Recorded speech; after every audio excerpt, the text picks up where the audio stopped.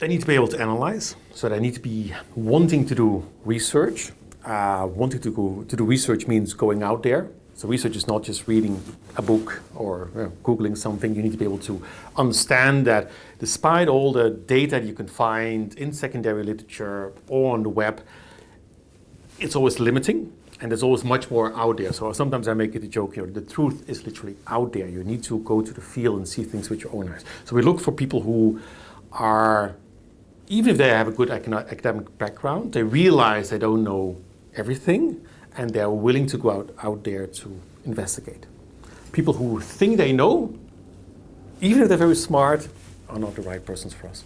I think the other key one, and that is related to this, to the fact that you need to be out there to understand what really happens. People who have the right, I think, attitude, social skills to be able to communicate to a large number of different audiences. So we need people who sort of on the one hand can read statistics, talk to a very high-fly business guy about his business and use the right language in that context, but also are able to talk to an illiterate farmer and sort of, by asking the right questions and being patient, get a very detailed picture of how that farming business, which is a micro business, works. So I think those two sets, this ability to analyze, research, and sort of stitch all different forms of information together into something that is better than everything we have been reading, and the ability to go out there and put it together, I think those are the two key sets.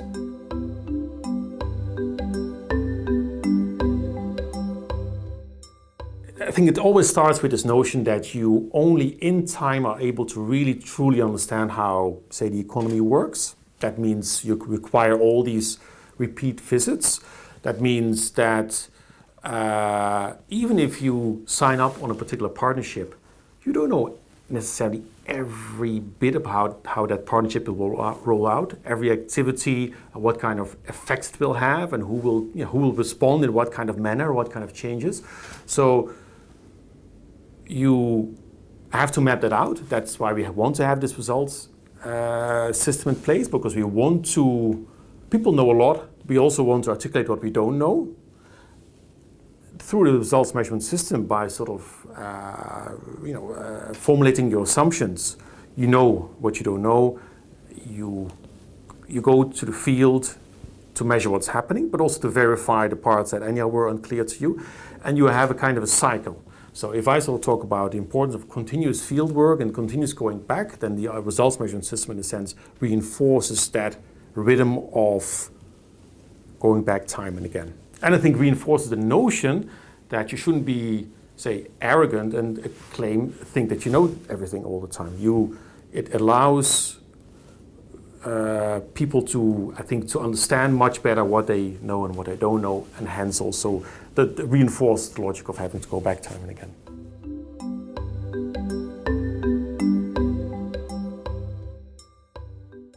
The world around us, including our donors, need to understand that development is more than a plan that is designed by a consultant during a very brief mission and then is executed in a very straightforward manner. So in other words, we send someone out there for 2 weeks or 3 weeks, he just writes down a design, everything is very clear from the start, what you're going to do, when you're going to do it, how you're going to do it, for how long you're going to do it.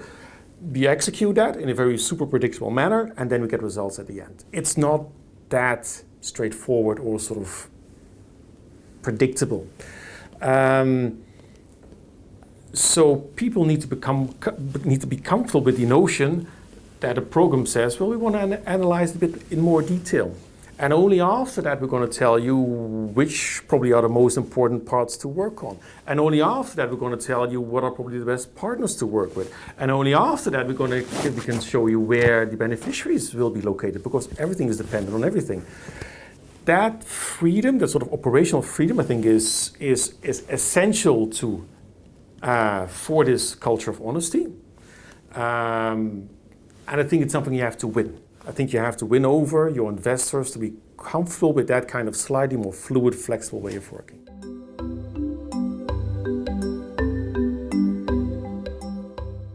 I think that's part of the answer. One part of the answer you should always be aware of what they need to have, what they need to report on. You can't sort of give them nothing, because that means they can't sort of, even sort of with the best intentions, talk about you to their, people up the chain.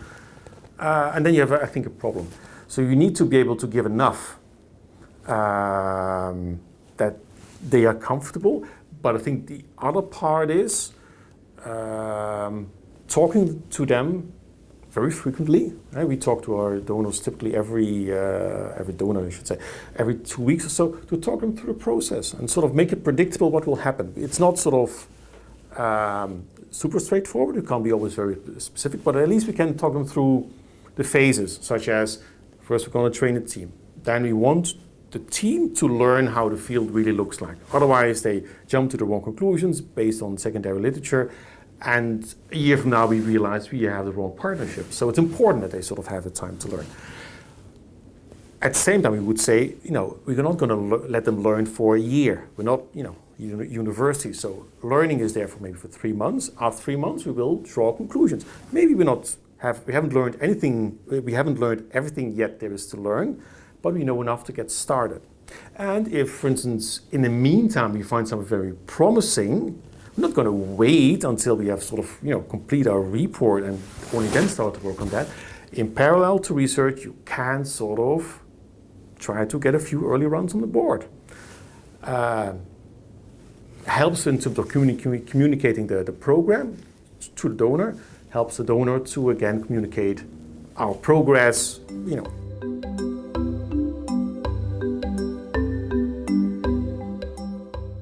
You can't produce good results if you don't understand the context in which you're working. So you need to have a mechanism in place that allows you to keep on learning in time, because only by learning in time you become better. And you design better partnerships, better what kind of problems to address in what kind of manner, through whom. If you would take that sort of learning mechanism out of an organization, then sort of whether you get results, yes or no, I think it becomes a hit or a miss. So an organization culture is the essence to, I think, produce real results. And the results measurement system, again, is a way to reinforce that particular culture.